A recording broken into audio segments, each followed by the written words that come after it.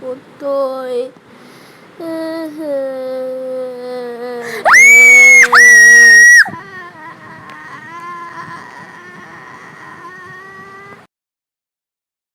Đây là nhà của mình, cậu cứ tự nhiên y như là nhà của mình nhé.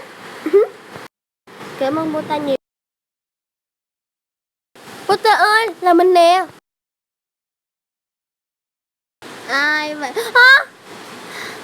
Yuri, là cậu hả? Yuri, trời ơi, lâu rồi mới gặp cậu đó. Ủa? Đã có một cô gái mặc áo đỏ đã cưới tớ, và cô ấy đã nói cho tớ một chuyện. Yuri, Tô đã phản bội chúng ta rồi. Hả? Không thể nào.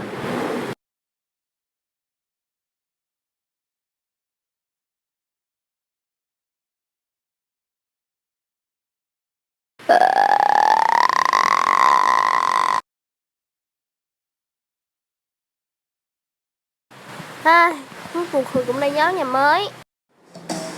Chà, phòng khách được quá nhỉ.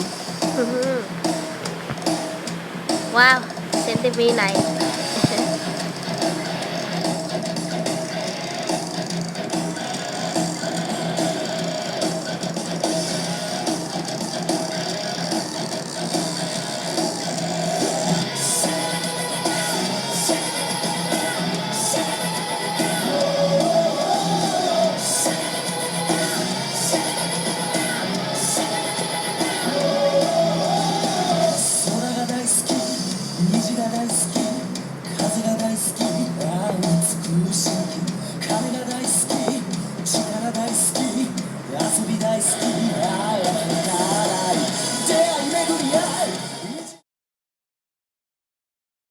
Wow, biển kìa.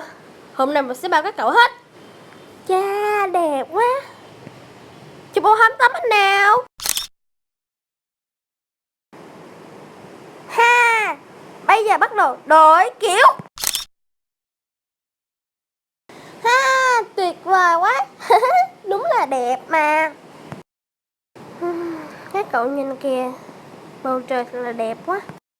Lại một ngày đi học mới nữa rồi.